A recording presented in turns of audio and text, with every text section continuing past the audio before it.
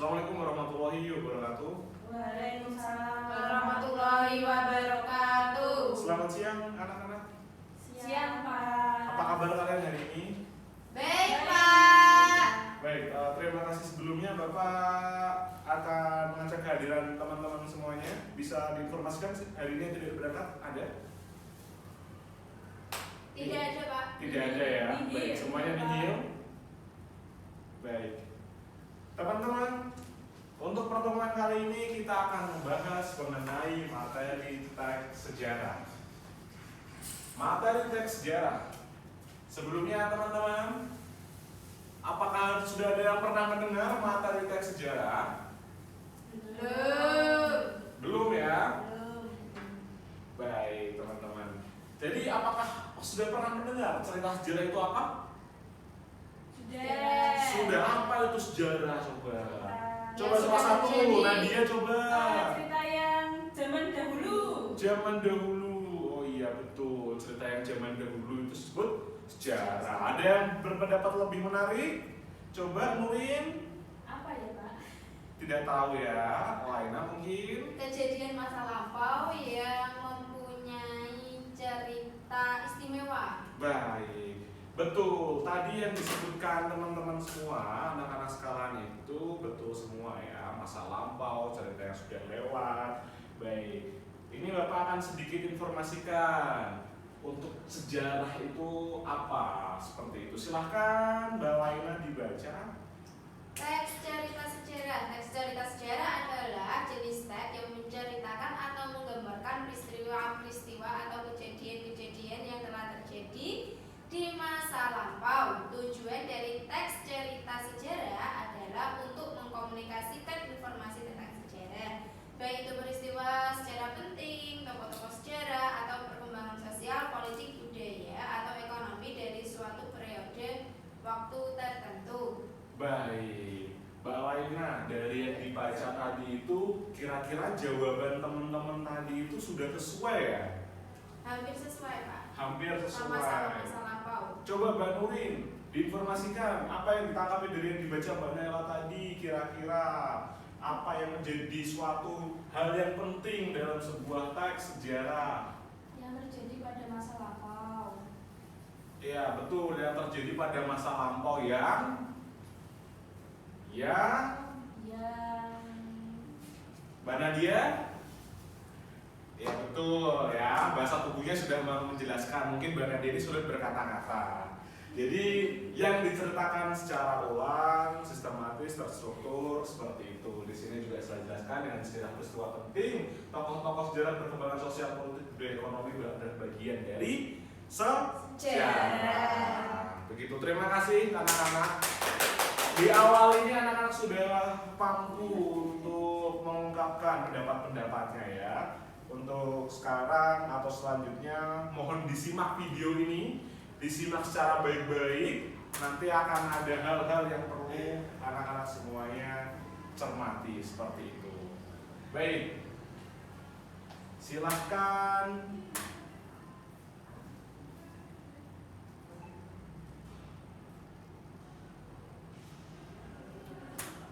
disaksikan.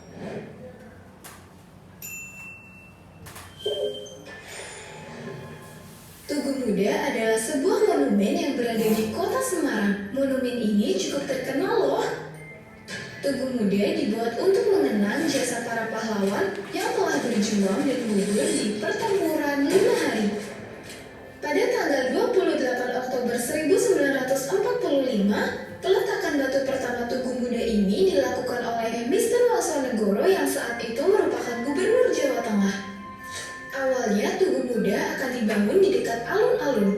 Namun pada November 1945 terjadi perang melawan Sekutu. Akhirnya proyek ini gagal dan ditinggalkan. Kemudian di tahun 1949, Badan Koordinasi Pemuda Indonesia atau BPKI ingin memulai kembali pembangunan tugu di Semarang. Tapi kesulitan mencari dana dan belum diperkuat dengan ide yang matang.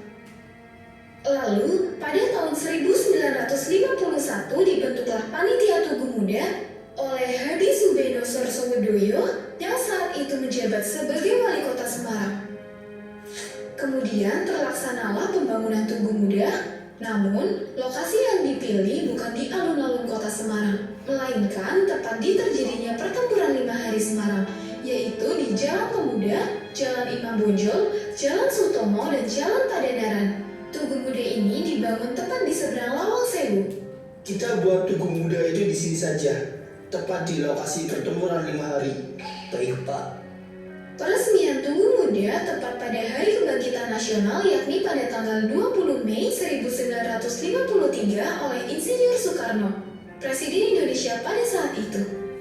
Tugu Muda ini melambangkan semangat perjuangan dan patriotisme warga Semarang, mengobarkan semangat pemuda yang gigih dan berkorban mempertahankan kemerdekaan Indonesia.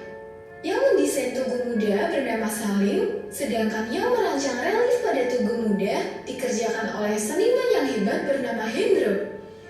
Batu yang digunakan untuk membangun Tugu Muda ini didatangkan langsung dari Kaliurang dan Paker.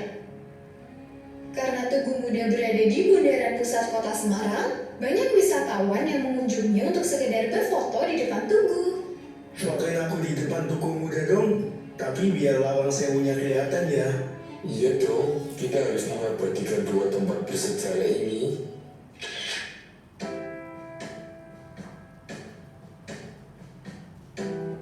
Baik, anak-anak semuanya, tadi sudah dilihat video-videonya.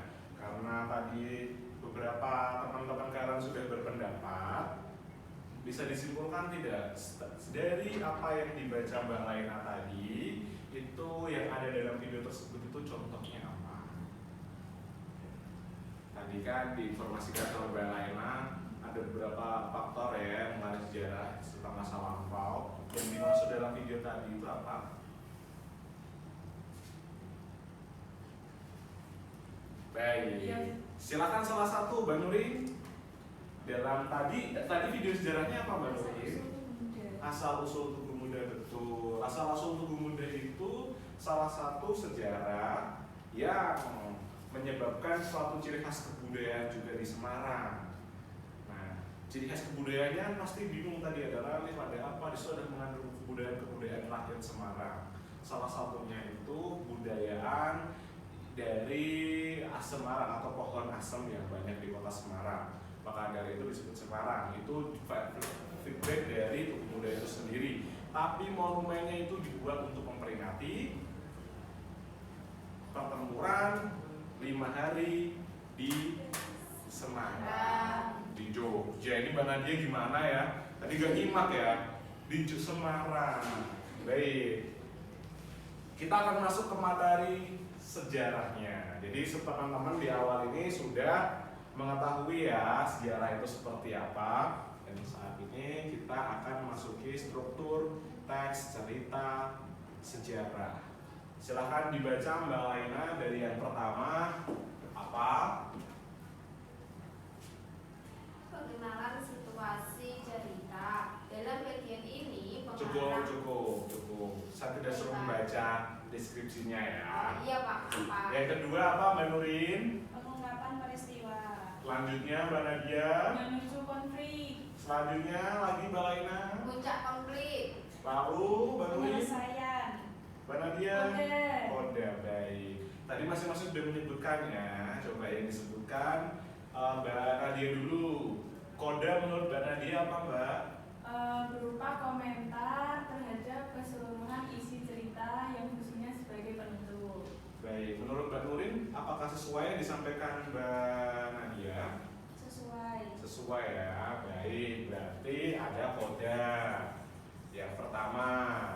Untuk yang kedua, silakan Mbak Laina. Tadi membaca yang mana? Pengenalan situasi cerita. Apa itu Mbak Laina?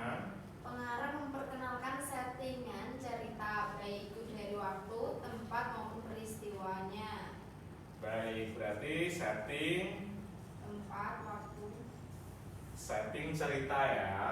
Menurut Mbak Nadia, setting cerita di video tadi itu apa? Gimana Mama? Di Semarang. Di Semarang, betul. Mbak Nurin betul di Semarang? Betul. Betul. Kenapa kok di Semarang Mbak Nurin? Karena itu di Tugu Muda. Karena di Tugu Muda. Ada Ada Lawang Sewu juga. Nilai kebudayaannya tadi apa, Mbak Nurin? Kebudayaannya apa ya? Yang ditanamkan di reliefnya, Mbak Nurin. Mbak Laina mungkin bisa dibantu jawab. Oke, tidak apa-apa. Ya. Lalu Mbak Nurin tadi membaca yang mana? Pengungkapan peristiwa. Pengungkapan peristiwa. Pengungkapan peristiwa itu apa, Mbak Nurin? Bagian yang disajikan peristiwa awal yang menimbulkan masalah, pertentangan, ataupun kesukaran. Oh, Contohnya. baik. Mbak Laina setuju dengan pendapat Mbak Nurin? Setuju Pak, Karena apa? karena memang sudah sesuai dengan apa video yang sudah ditampilkan tadi. Oh, contohnya apa, Mbak Nurin? Mohon maaf, Mbak Laina. Contohnya masalahnya tadi Ya, ada masalah. peperangan di mana tadi Pak, di Semarang, tepatnya di Tugunde. Baik. Baik, kurang lebihnya seperti itu ya. Lalu ini kita bisa cek juga ada evaluasi atau Penyelesaian. Penyelesaian ini biasanya seperti apa yang memang menjawab? Coba angkat tangan. Angkat tangan. Cerita. Ya coba Mbak Laina dulu. Penyelesaian itu bagian yang berisi penjelasan atau simpulan di akhir cerita Pak. Betul. Lalu yang pengungkapan peristiwa apa Mbak Mandi ya coba? Disajikan peristiwa awal yang menimbulkan berbagai masalah. Ya berbagai masalah ya. Dalam tes cerita sejarah memang seperti itu. Kalau nggak ada masalah nggak akan jadi sejarah. Kalau orang diem gini aja itu nggak akan jadi sejarah. Seperti itu kira-kira. Baik. Anak-anak dari penjelasan tadi yang anak-anak juga sebutkan dan anak-anak juga sudah berpendapat. Kira-kira ada yang mau ditanyakan atau tidak? Tidak. Tidak, sudah paham semuanya berarti. Tidak. Berarti sudah bisa Bapak berikan untuk penugasan awal ini ya, dari terkait video dan penjelasan yang disebutkan tadi. Sudah. Sudah, baik. Baik, untuk saat ini anak-anak cobalah buat mind mapping struktur cerita sejarah dengan format gambar JPG. Seperti itu ya. Akan dikumpulkan di pertemuan berikutnya. Sudah tahu kan mapping seperti apa anak-anak? Belum. Belum, baik. Ya, kalau belum, mind mapping itu adalah kerangka berpikir bahasa Indonesianya ya. Coba tadi kerangkakan peristiwa, kode, evaluasi dan lain sebagainya dari cerita Tugu Muda. Seperti itu dimengerti? Iya Pak. Baik, jika tidak ada yang ditanyakan, sebelumnya Bapak ingin buat refleksi terlebih dahulu. Berarti hari ini kita akan sudah mempelajari cerita sejarah. Apa saja yang kita pelajari, Mbak Nadia? Struktur. Struktur. Mengandung apa saja struktur, Mbak Nurin? Ada penyelesaian masalah. Penyelesaian masalah. Awal atau dari atau Bebas. Oda. Oda. Pengenalan. Masalah. Terus Nah, dari sekian banyak struktur itu adalah yang menghubungkan atau yang merangkai sejarah menjadi satu. Baik, jika memang tidak ada yang ditanyakan lagi, Bapak akhiri pertemuan kali ini. Sampai jumpa di pertemuan berikutnya. Wassalamualaikum warahmatullahi wabarakatuh. Waalaikumsalam warahmatullahi wabarakatuh. Oke, udah. Kenapa?